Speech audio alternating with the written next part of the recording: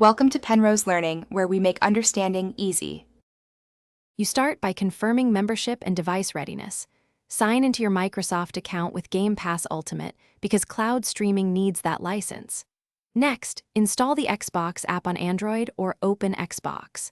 .com/play in Safari on iPhone. This avoids App Store limits. Make sure your network is stable. Use 5 GHz Wi-Fi for lower latency or a strong mobile plan. Once done, pair a Bluetooth controller or use touch controls so you can launch games immediately. You now pick and launch a game from the cloud gaming library. Tapping play streams it to your phone. While it loads, check stream quality and change resolution. If you see stutter, lowering resolution reduces bandwidth use. Map controller buttons or enable touch controls so input feels natural.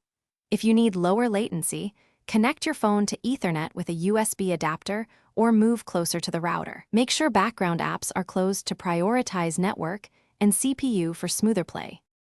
To wrap up, save your game. Cloud saves sync automatically, but confirm before closing.